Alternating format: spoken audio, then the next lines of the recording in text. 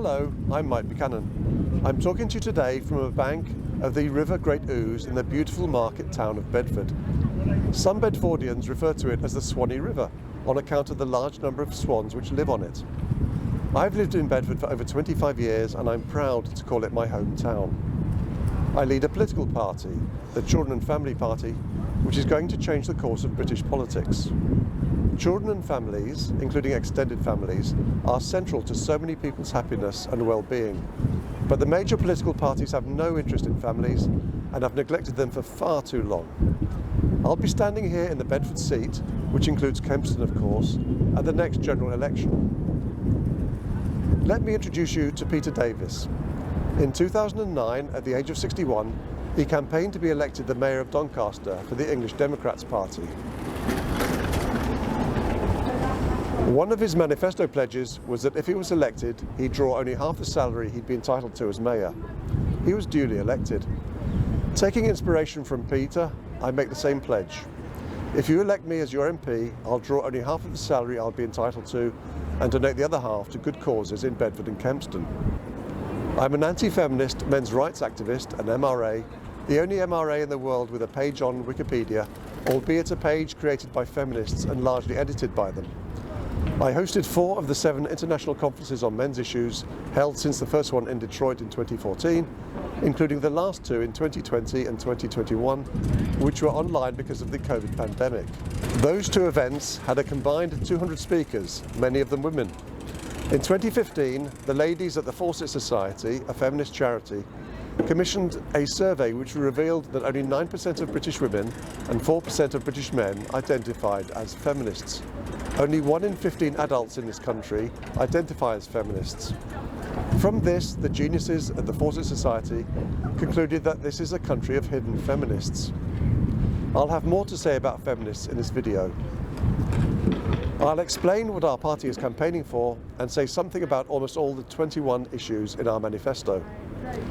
The issues are marriage and divorce, access of children to both parents after family breakdowns, fatherlessness, financial support for families, pregnancy and abortion, fetal alcohol spectrum disorder, genital mutilation, education, employment, domestic violence, paternity fraud, sexual abuse, armed forces veterans' mental health issues, prison sentencing, homelessness, suicide, healthcare provision, sanitary products, political representation, the halving of taxes on vehicle fuel, alcohol and tobacco products, and finally, public houses.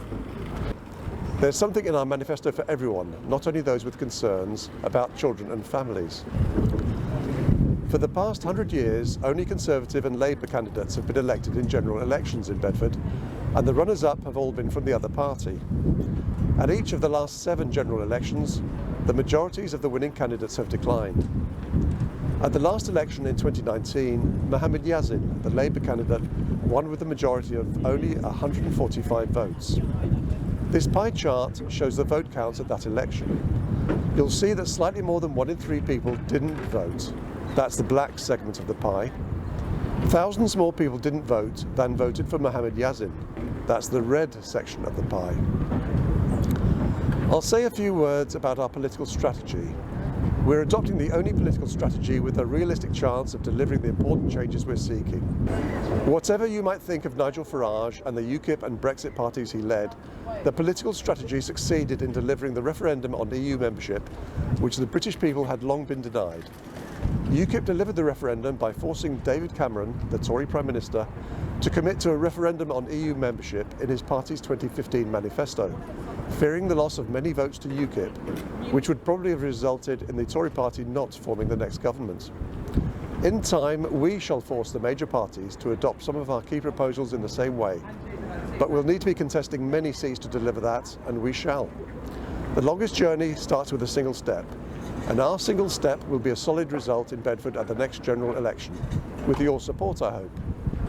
I now turn to the content of our proposals for financially supporting families. Child benefit payments should be doubled. For couples who are married or in civil partnerships, the personal tax allowance should be transferable in part or in whole from one partner to the other, the proportion depending on whether the couple has dependent children, and if so, how many. With rising inflation and the tax burden scheduled to reach a 75-year high, many households are struggling with the cost of living. We pay outrageous levels of indirect taxes in this country, and for most people it's paid from income which has already been taxed. On vehicle fuels, alcoholic drinks and tobacco products, the taxes amount for between almost 50% and 90% of the retail prices. These taxes are so punitive as to be immoral, frankly. Why should drivers, drinkers and smokers pay so much more tax than others? We're proposing a halving of the duties and the 20% VAT rate on these goods. These tax cuts would make a real difference to financially hard-pressed families, giving parents more money to spend on their children and themselves. They would also make a real difference to people who are not parents of dependent children. I'll say more on the issue of taxation towards the end of this video. I turn now to a very important issue which alone might merit your vote for us. For well over 30 years, successive governments led by the main political parties have turned a blind eye to child abuse, namely the denial of contact between children and one of their parents, usually but not always the father, due to the operation of the family courts, allied with the gateway services to those courts. This is also abuse of non-custodial parents, grandparents, great-grandparents, uncles and aunts, cousins and many others. The suffering of these people is incalculable and must end.